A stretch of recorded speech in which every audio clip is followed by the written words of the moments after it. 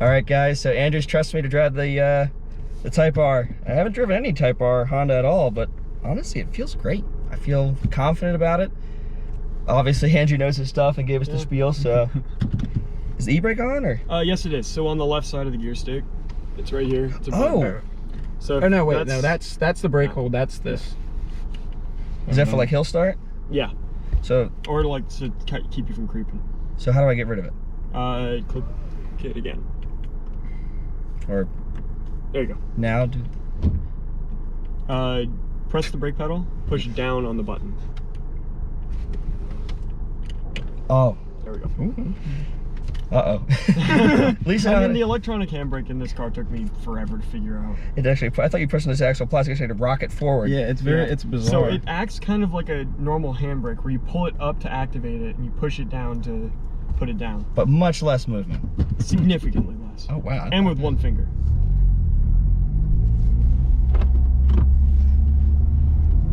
That first shift was super smooth. Has a little bit of that notchy kind of click at the end like the S2K. Nice. I've thought about getting a short shifter. Honestly, that might be the first thing I get for it. It's already really short, but I think getting like a billet short shift would really, really improve the shifting feel over something that already has incredible feel. It feels light but fantastic. The clutch feels great too. It's super easy to drive, super easy to teach people in as well. I've taught a couple really close family friends in controlled environments, of course. Like up in some big parking lots. I've taught them how to drive stick just because this car is so easy on the clutch. If you're slow releasing the clutch, you can actually start it. You can start away without using the gas. Let's see. I'll see what third feels like. So you get a little number 3 there below the plus R. That's cool. Letting it boost. Yep. Little wastegate there. Right or left, guys?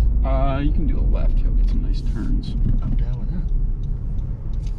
Honestly, it feels easy. This is definitely, it feels like it's could be daily, no problem. Nothing harsh about this car. Yeah,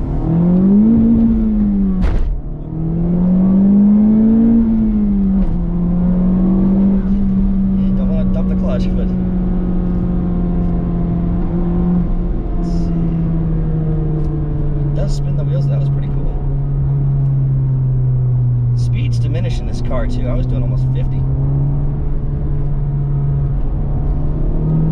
Yeah, once it rolls on. It's a little light. The brakes feel fantastic. Like you got some weight once you feel them gripping, but you know there's plenty more. And just go straight in there somewhere where you can turn around.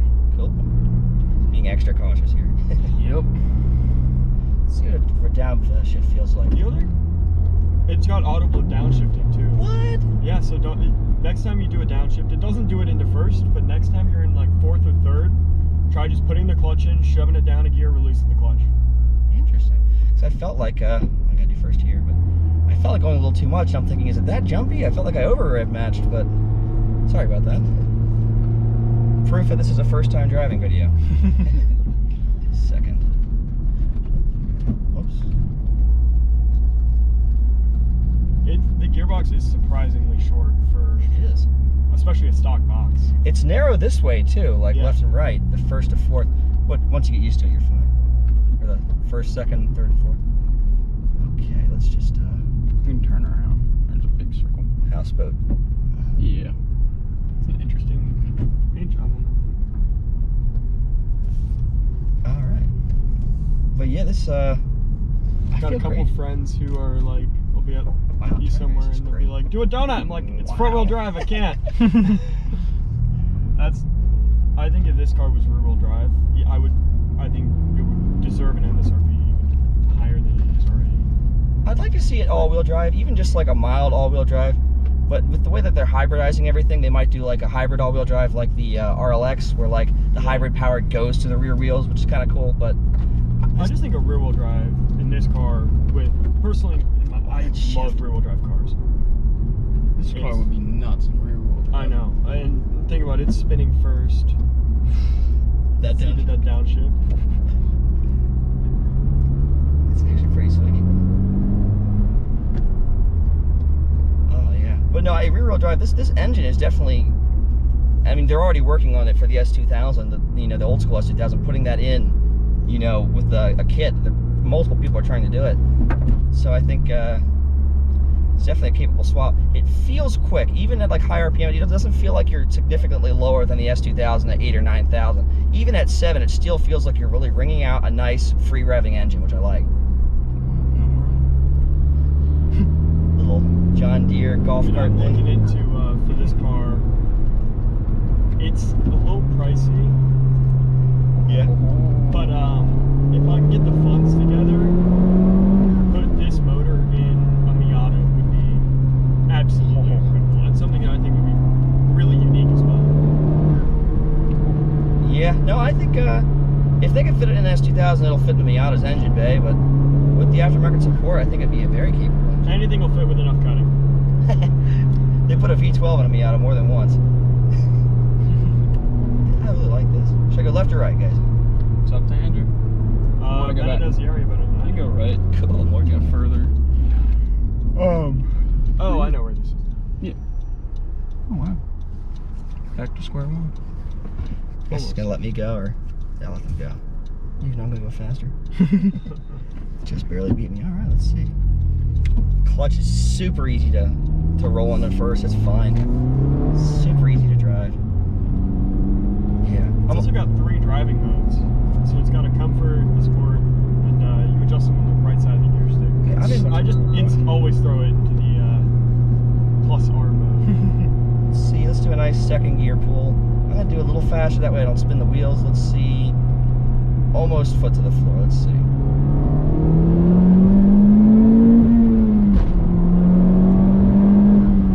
The clutch is smooth, but at the very end it really grips. So you don't want to just like roll off too quick. But it's still very easy to use. Once again, super easy to do. Especially with that.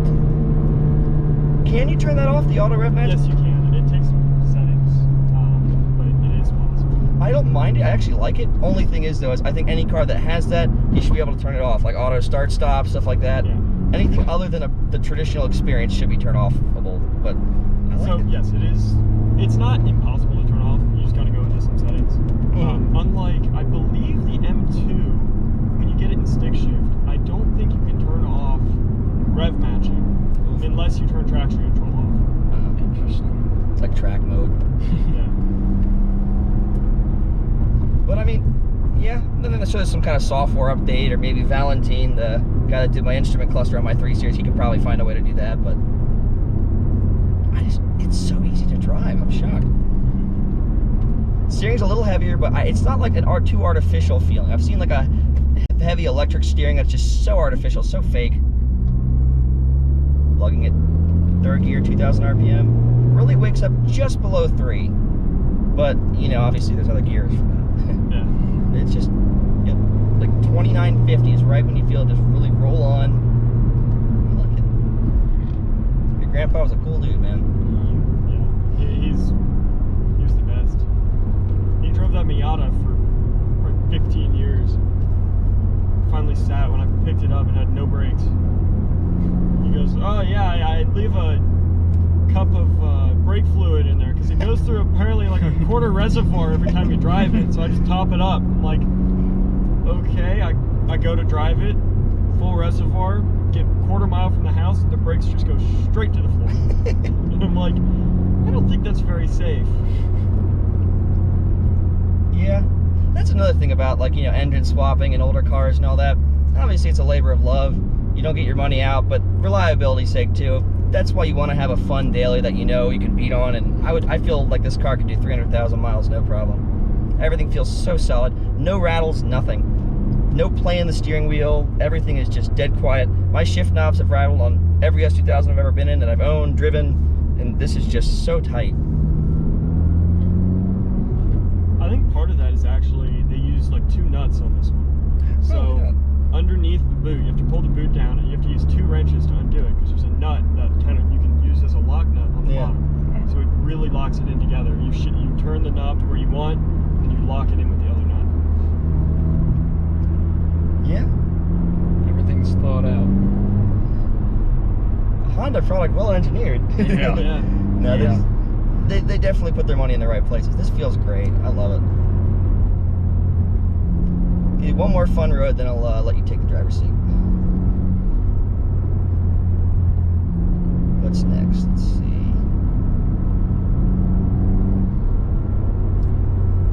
I didn't even expect to make content today. This is fantastic.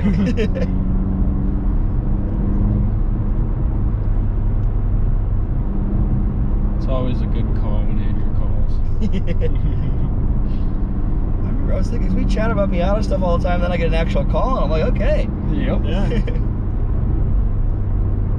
Let's see. Yeah, almost no turbo lag whatsoever, especially when you get close to 3. It's just Power. yeah. It's predictable too, really.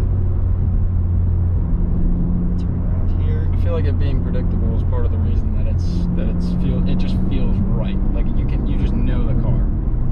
That's the thing with throwing a turbo kit all into a car, Good point. is you never know how it's going to react unless you get something like, even with like a flying Miata turbo kit that's going to be the same every time. I keep hitting that button, I'm sorry. But like a flying Miata turbo kit for Miata is going to be the exact same every time. But the issue is you never know how the chassis is going to handle it. Every chassis has its little intricacies that it has, even between, especially with mass-produced cars. Yes, their quality control is fantastic, but you are still going to have very, very slight differences between all the different cars. And you're throwing double the horsepower into a car 20 years after it was built. It's always a little interesting, to say the least. Well, also, once you change one thing with turbo and all that, it just changes everything. But even with Honda, I thought when I heard that Redline 7,000 RPM, I'm like, what? For a Type R Honda? That's absurd. But it still feels nice and tight. Still feels like you're revving out a nice, smooth 4-cylinder pretty high. But, you know, if this is the future, it's different, but I'm fine with it. I actually really like the car. Oops. Oh, that's my parking pass. Whoops. No worries. But it's dead quiet, nice and tight. I really enjoy this car.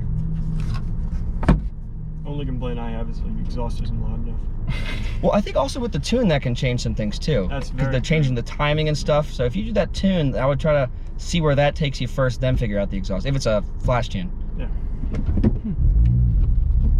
Yeah, that last like 2% of the clutch definitely grips, but that means it can handle more power. Oh, that second to third is just butter.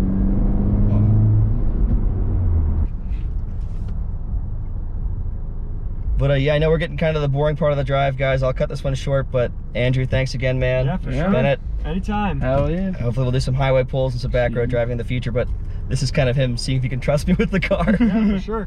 Hey, you should come up near where up in my neck of the woods. We've got some great roads if you want to run some toge and stuff. Yeah, like I know a couple people who do, like there's basically already a defined course with some big hairpins, some 90 degrees, blind corners. It's a ton of fun. Sounds good to me.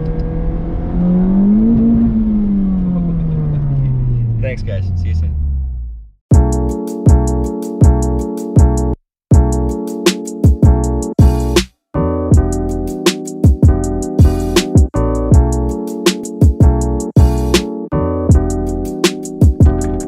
All right, guys, let's do it. Andrew is letting me drive the Type R. This is fantastic. Oh, Lord.